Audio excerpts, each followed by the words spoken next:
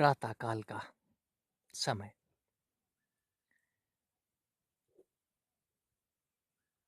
सुबह सुबह जो भी चर्चा की जाती है, शुभ, शुभ से शुभ है, ऐसा ही जानिए। आप सुबह जो भी चर्चा करेंगे, यदि वो शुभ भावनाओं से की हुई चर्चा होगी, तो दिन आपका शुभ होगा। इसीलिए हम सुबह को भगवत स्मरण, राम राम, श्याम श्याम, प्रभात बंदन ऐसे शब्दों का उच्चारण करते हैं। रात को यूं कहें उस सत्संग में थोड़ा सा देर हो गई थी, तो हम सुबह उठने में थोड़ा लेट हो गए। और जो रात का सत्संग था, बहुत ही अद्भुत था। आपको भी सुनाने का मन करता है, आप भी सुने। कहानी है इंद्र की, जिनको दूसरे का ऐश्वर्य रास नहीं आता। ऐसे व्यक्ति का नाम इंद्र है। वो सदा अपने आप को राजा बनाए रखना चाहते हैं। इंद्र, इंद्र का मतलब सबसे ज्यादा बलशाली पद, जिसको शास्त्र हमारे स्वर्ग का राजा कहते हैं। वो इंद्र कहीं मरा नहीं है, मरता नहीं है। वो इंद्र आज भी जिंदा है, आज भी जिंदा है, और वो सर्वत्र विचरता है। उनके किसी गुप्त रिपोर्टर ने जाकर के खबर दे दी कि आजकल धरती पे बहुत सारे बहुत सारे उपद्रवी पैदा हो गए हैं। बहुत सारे संत महात्मा गण ऐसे हो गए हैं जो आचरण भ्रष्ट करके घूमते हैं, और वो इतना आचरण भ्रष्ट है उनका कि उनको तो सजा देनी चाहिए। तो इंद्र ने भांति भांति से सारी अप्सराओं को प्रेरित किया, जाओ जरा देखो तो जाके कहानी क्या है। पता चला वो अप्सराएं नीचे आकर के वो सारे जितने संत अपने गद्दी सजाए अच्छे अच्छे प्रवचन देते थे, और खूब सारी भीड़ की वाहवाही और अच्छाई कर रहे थे। पता चला उन अप्सराओं के जाल में फंस के एक एक करके इंद्र ने तमाम को ठिकाने लगा दिया है। अब भी यदा कदा कोई छुप करके अप्सरा लगी हुई है कि कोई बच ना जाए। तो जहां देखो अप्सराओं का खेल। बेचारे संत नहीं समझ पाते ये अप्सराएं कब रूप बदल के आ जाएंगी। ऐसी ही कुछ बात रात चल पड़ी। कुछ शिव भक्तों ने भगवान शिव को जाके शिकायत कर दी, प्रभु ये इंद्र बहुत तंग करता है और हमको सत्संग भी नहीं करने देता, आप कुछ कीजिए। आजकल ये अप्सराओं को बहका बहका के संतों के पीछे लगा देता है, और किसी भी संत की तपस्या पूरी नहीं होने देता। वो पहले ही नरक के अंदर पहुंच जाते हैं। आप कुछ उपाय कीजिए। भगवान भोलेनाथ नाम ही भोले हैं, बहुत जल्दी दयालु हैं। चल पड़े, बोले ठीक तुम रुको यहीं, मैं उसको देख के आता हूँ। माँ बोली मैंने भी तो साथ में चलना है। हाँ हाँ तुम भी चलो। तो भोलेनाथ ने झटपट अपनी सवारी सजाई और दोनों निकल पड़े। एक रमणीक जगह जा करके डेरा जमा दिया। जैसा कि खबर दी है कि उनके पत्रकार रिपोर्टर इंद्र भगवान के सब जगह हाजिर रहते हैं। उन्होंने तुरंत क्लिप बनाई और जाकर के इंद्र को दिखा दी, देखो तुम्हारी वाटिका में क्या हो रहा है। ये दिखता तो कोई बाबा जी जैसा ही है, ये छोकरी को लेकर के घूम रहा है। तो इंद्र ने तुरंत एरावत उठाया, वज्र संभाला और तत्काल वहां पहुंच गए जहां पर भगवान शिव तरुण वेश में माँ पार्वती को साथ लेकर के अटखेलियां कर रहे हैं। तो इंद्र ने सावधान किया, सावधान न विभक्त। तो इतना देख के माँ तो शर्मा गई, वो तो तुरंत पीछे छुप गई।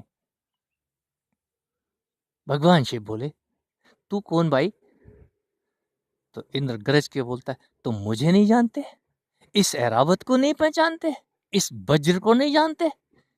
मैं यहाँ का राजा इंद्र हूँ, यहाँ का नहीं, त्रिलोकी का सम्राट कहलाता हूँ। तुम ये सब यहाँ अशिष्ट आचरण क्यों कर रहे हो? तपस्वियों जैसा भेष बना के तुमको शर्म नहीं आती? भगवान बोले, भाई शर्म तो बहुत आती है, लेकिन हमें ये जगह बहुत अच्छी लगी, ये धरती बहुत सुंदर है, हम यहाँ खेलने के लिए थोड़ी देर रुक गए। अच्छा, तो तुम खेलने की जगह समझते हो ये धरती खेलने की है, ये कर्म क्षेत्र है। तमाम उपदेश देने के बाद तुमको दंड मिलेगा, इंद्र गरज के बोले।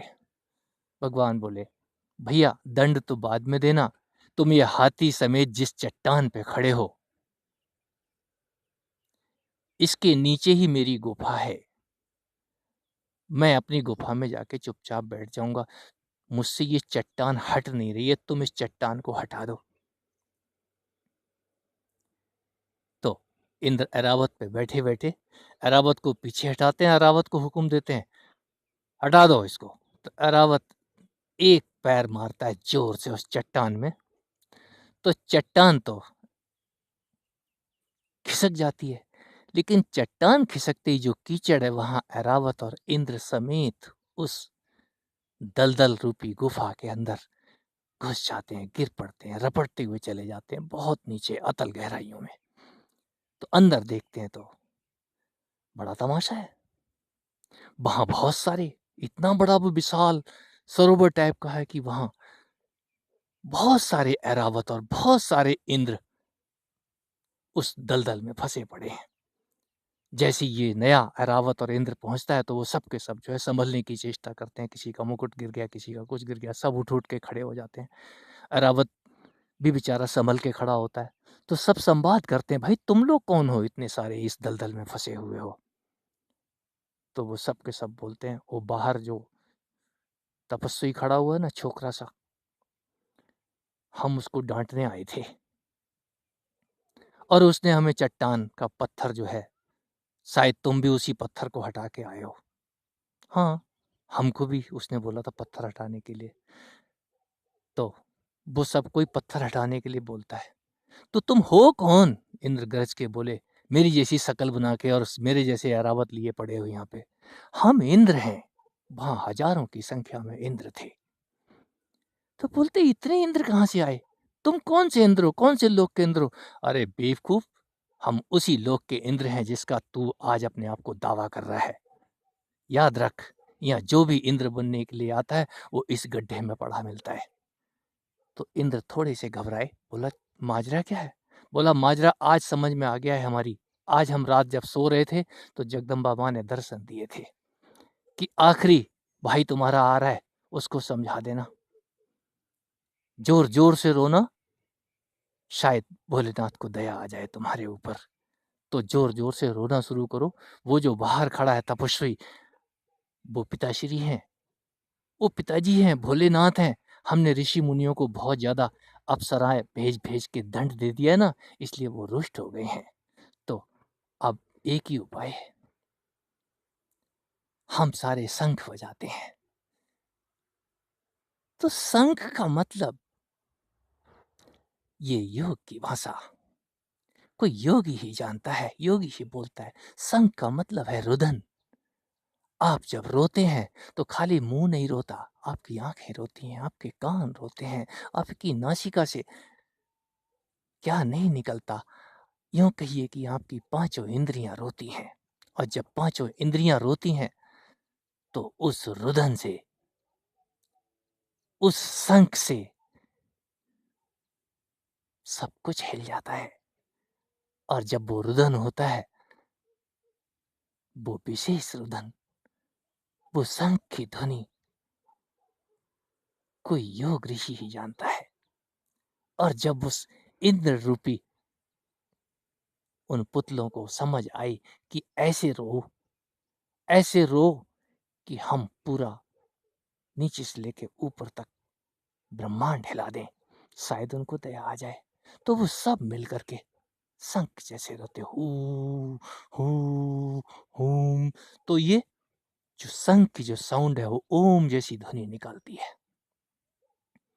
आप बजा के देखें अपने मुंह से, एक साथ मुंह से ही नहीं, नाक, आंख, कान सभी सम्मिलित हों, तो आप देखना ओम ओम आ ऊ माँ, ये ऐसी ध्वनियाँ, विशिष्ट ध्वनियाँ जब निकलती हैं तो यूं समझिए कि वो अद्भुत जाग खड़ी हो जाती है। वही तो माँ है, उसको दया आ जाती है। ओ माँ को पुकार रहा है, बच्चा माँ को पुकार रहा है। ऊम ऊम ऊम इतना ही निकलता है रोने वाले के मुंह से, ज्यादा नहीं निकलता। जब वो ज्यादा नहीं निकाल पाता है तो क्या करे, मजबूरी है, सिसकियां लेता है। तो शंख एक प्रतीक है, वो रुदन की साउंड, उस ओम की ध्वनि को निकालने का। लेकिन शंख से कोई वो ध्वनि नहीं निकल पाती जो आपके रुदन में आती है। तो उन सारे इंद्रों का जब रुदन एक साथ गूंजा तो माँ को दया आ गई, बोले अब तो बस करो, ठीक है तुम कहती हो तो निकाल लेते हैं। एक एक करके उन्होंने सबको बाहर निकाला। जो भी आता है भगवान शिव और माँ पार्वती के आगे दंडवत करता है। सबसे पहले जो सबसे बाद में गिरा था वो ही निकलता है। वो जब दंडवत करता है तो एक एक करके जो भी कतार आती है सब उसके शरीर के अंदर घुसती चली जाती है। भगवान शिव बोलते हैं तेरी समझ में आ गया इंद्र, तेरी समझ में आ गया कुछ? जी पिताजी समझ में आ गया। तो अब जा, इस जगत में सभी इंद्र हैं, चाहे वो ऋषि, चाहे वो क्षुद्र और चाहे विराट, सारे ही इंद्र हैं।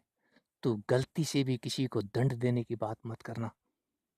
तू अपने इस शरीर रूपी इंद्रपुरी को संभाल ले, इतना ही काफी है। तू अपने इस मन रूपी इंद्र को, मन रूपी वज्र को अपने हाथ में ही रख। किसी का घर उजाड़ने मत चले जाना, मैं तुझे सावधान किए देता हूँ। ये जगत पूरी की पूरी इंद्रों की बस्ती है। यहाँ इंद्राणी और इंद्र दो के अलावा तीसरा नहीं है। और मैं तो यदा कदा ही आता हूँ तुझे समझाने के लिए। तो बस अपना ये वज्र सिर्फ अपने लिए रखो, अपने दुर्गुणों पे अंकुश लगाओ, अपने दुर्गुणों को दंड देने के लिए ये दंड अपने हाथ में संभाल के रखो। ये योग की भाषा जब कोई ऋषि बोलता है तब सब कुछ समझ में आता है, और जब हमारी समझ में आता है तभी हम कहते हैं माँ करुणा करती है। तुम ओम बोलो चाहे उमा बोलो, माँ माँ तो है ही, वो तो सुनती ही है। तुम कोई भी शब्द से पुकारो तो सही, और जब तुम पुकारते हो तभी कुछ दिखाई देता है। उस आलोक के अंदर, उस अद्भुत अद्भुत अद्भुत दर्शनों के अंदर सर्वत्र उसी की छवि है। तुम पुकारो तो सही, तुम पुकारो, वो सुनती है। आपकी पुकार सार्थक हो, आप इंद्र बन के किसी को दंड ना देवें, आप अपने को ही अपना दंड संभाल लें और अपना योग पद पालें। आज को इतना ही।